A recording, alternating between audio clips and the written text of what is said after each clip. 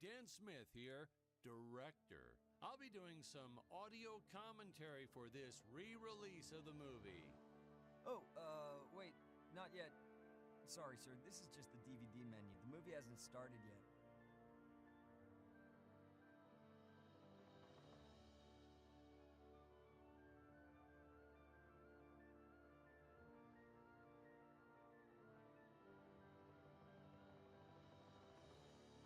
Well, I see you dug up the original movie poster.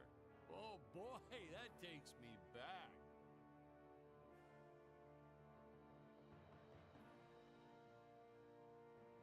All right, we're gonna start the commentary track now.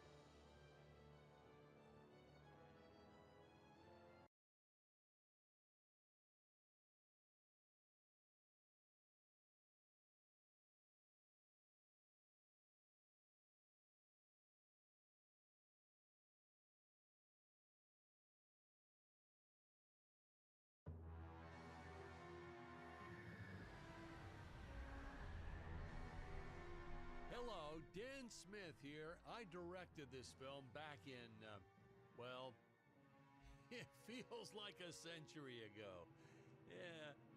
The studio asked me to provide a commentary track for the DVD release. And wham, straight into the action. No fluff or anything. That's what we did back then. Crash-landed ship. Out pops our hero, the fearless Dick Starspeed.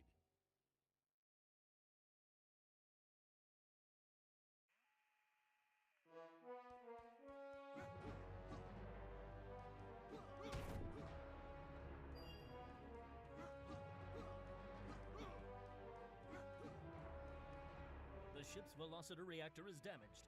I believe that I am stranded on an alien planet. Played, of course, by actor Jonathan Digby. Went on to some minor roles after this. Such a shame. I thought from day one this guy's got leading man written all over his face.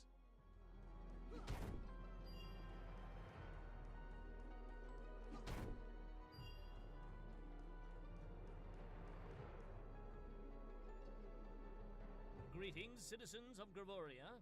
I am Dick Starspeed, and I come in peace. Probably shouldn't have had Dick draw his weapon when he was talking about peas. Well, maybe one day we'll go back and CG it into a sandwich or something instead. Ha! Just kidding. And this is what people pay to see. A no-name middle-aged B-list actor duking it out with stuntmen in costumes. Such stunning choreography. Now, the extras in those robot suits really knew how to take a punch. Oh, literally. I told Jonathan not to hold back. Give it all to him. Kick him in the nuts and bolts. And I know what you're thinking, but don't worry. We handled it responsibly. We made them all sign waivers not to sue for injuries.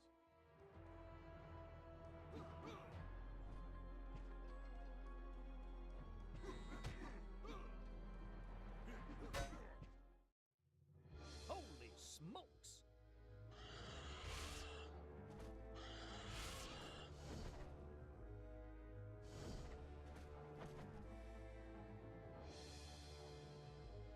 If I land squarely on that grain silo, I should survive this fall unscathed. Well, I shouldn't say this now, but you could actually see the strings if you squinted hard enough. A screenwriting trick from back in the old days. You put a grain silo or some haystacks down and it solves all your gravity-related problems.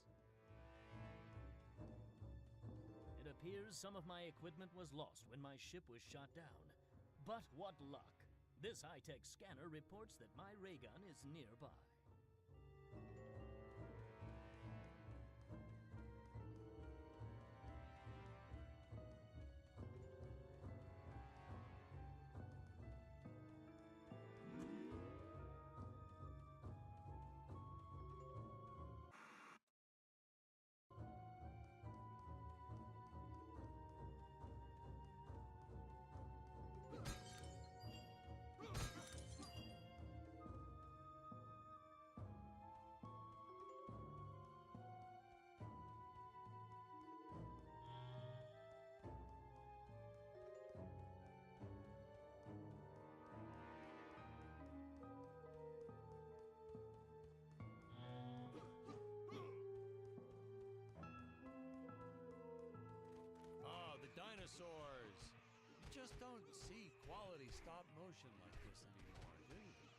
Someone actually sat there and moved them, frame by frame.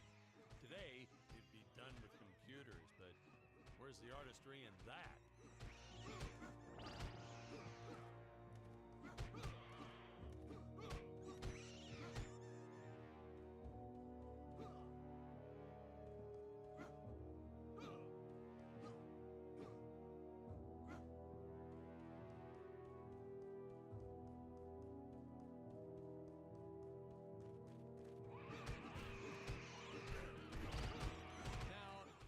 The trees here look a little plastic. Well, it's because they are. I took them from the set of my last film, Vampire Island 2.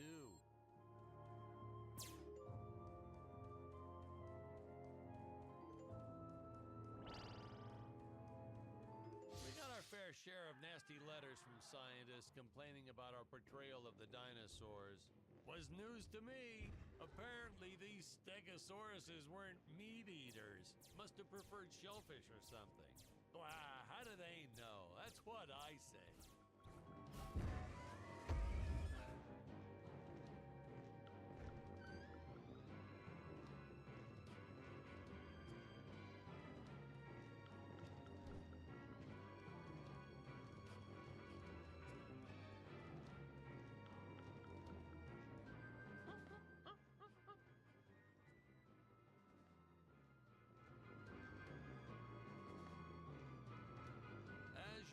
The local population is defenseless. That's where our hero steps in and saves the day.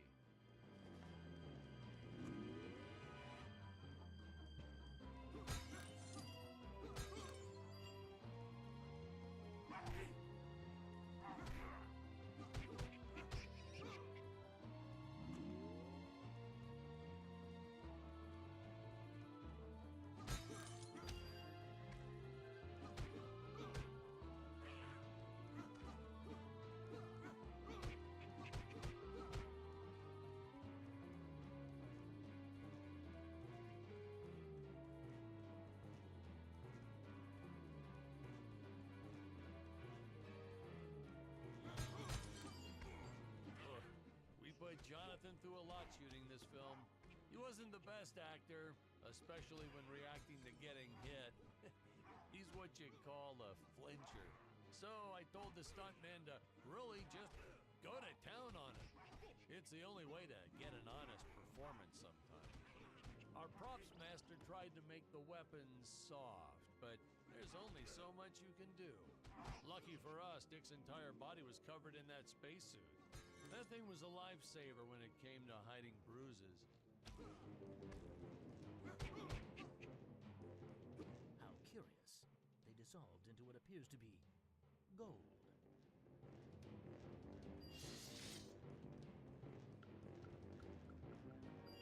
You'll notice the gold disappears when Dick touches it. We had a deleted scene that explained he's actually teleporting it back to his ship. It's funny, no one ever questioned how Dick was able to walk around with an infinite amount of gold on him.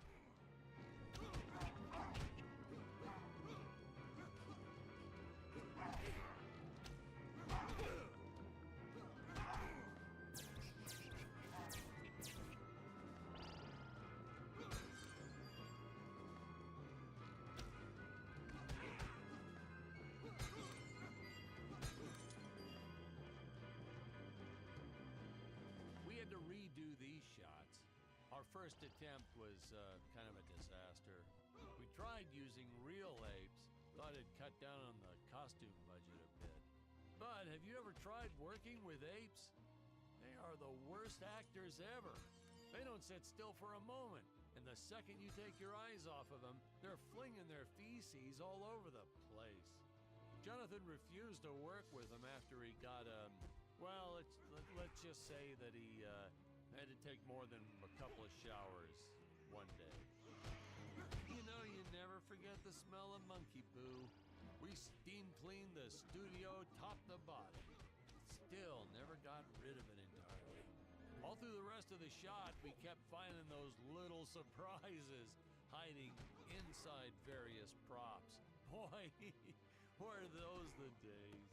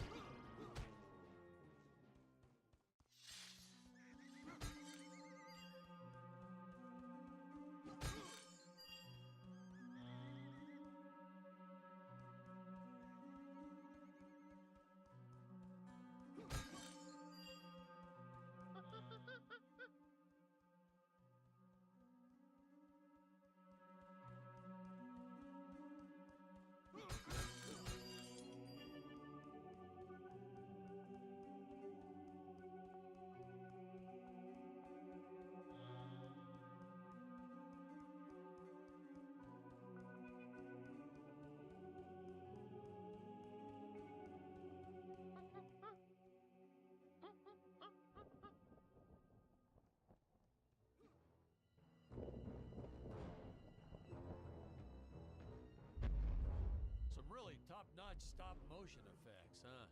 Unfortunately, we skimped on the Dick Starspeed puppet a little. The Earthman is not for you to eat, fiend! Oh, this was groundbreaking. We had the woman rescuing the man for once.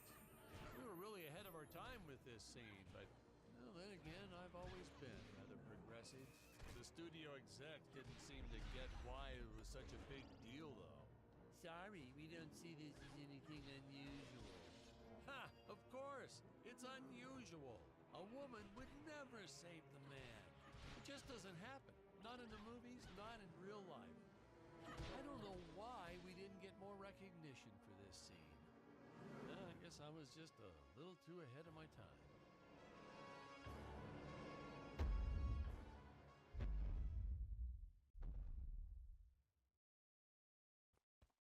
We're supposed to be seeing Dick and Thank you for Scarlett's saving me, first Strange dialogue Woman. scene What here. is your name? I am the magnificent Scarlet Nova. Do not question my motives. Just be happy that you are still alive. I must speak with my father at once. I shall teleport to his chambers.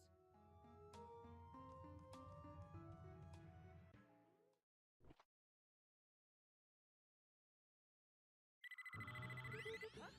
Where is this place? This is not my father's chambers. You have disobeyed me for the final time, Scarlet. Enjoy an eternity in the Tower of Eternal Solitude. For all eternity! The old fool did not notice I am wearing my jetpack. Booster usage. Jump. Wait. Wait. Use booster. Survive deadly fall.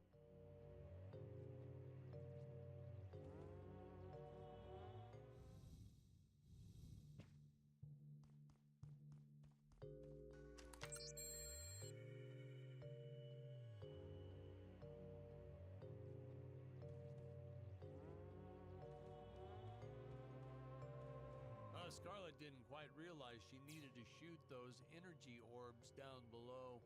Keep in mind, Stacy was doing this on a soundstage, okay?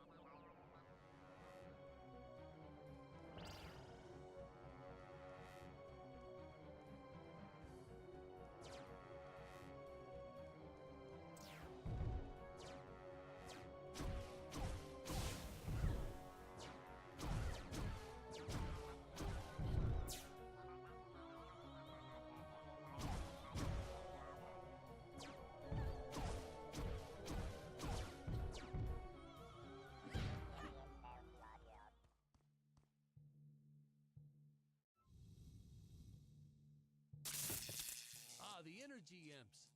Such a neat effect. We had to paint each movement frame by frame and superimpose it into live footage. We were pulling all-nighters for weeks. Well, when I said we, I meant the artists. I'm pretty much useless if I don't get a solid 10 hours a night. But they were at it forever. They had to redo it all because I accidentally told them red instead of blue the first time. Artists.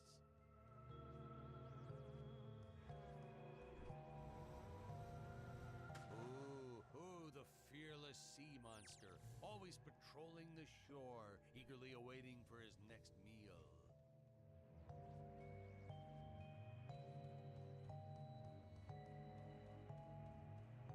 Curses! My father revoked my access to the teleport terminals. I shall only be able to utilize the ones I activate manually.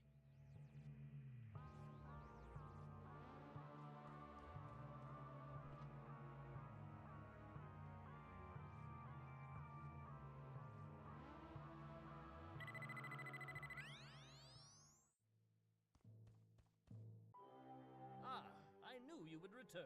Puny Earthman, you shall help me overthrow the Emperor. Why would you turn against your own father? How do I know I can trust you? This scene. I long to be This is practically Shakespeare in outer space. just as the entire planet does. And, huh? Patrick, what's wrong with the video? Sorry, sir. Technical problems. Darn it, we're missing some really good writing here. There. Sorry about that. Well, we just passed right by her big scene. Basically, they agree to work together, but one must stay behind in the sleep chamber at all times. Should I rewind? Never mind, I'll continue from here.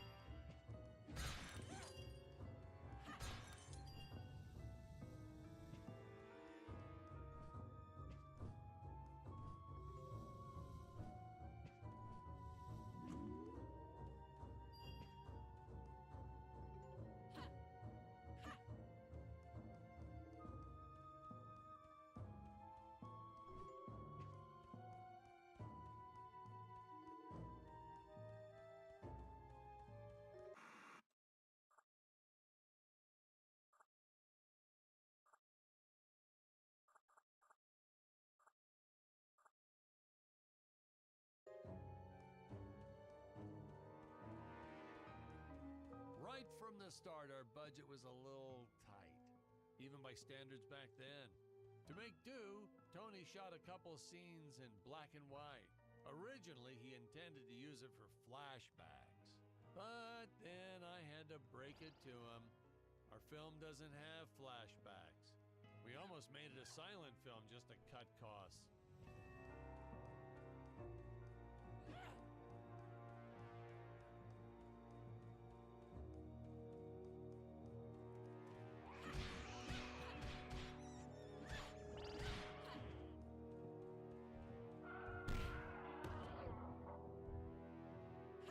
I felt it was an absolute necessity we have a T-Rex in this film, but we got this Serato thing instead.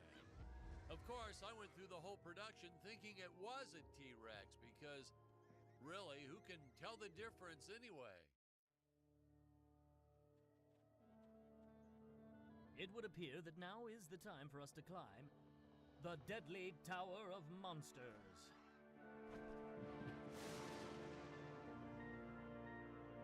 Good Screenwriting 101. Always announce the title within the film itself. How else are you going to let the audience know your heroes really mean business?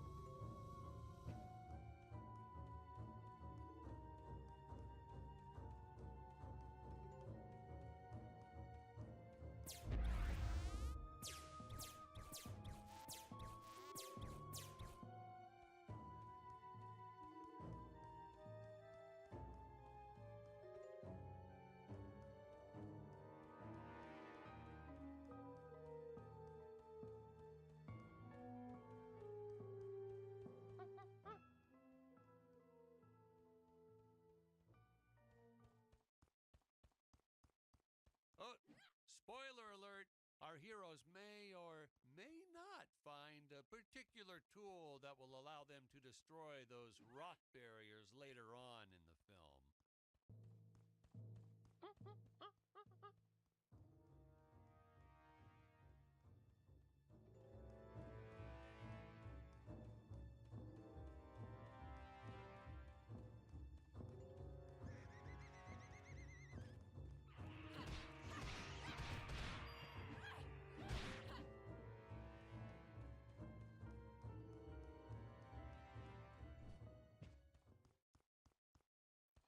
Now, that weapon, it's just an electric shaver, but you know, I bet you'd never guess it was, would you?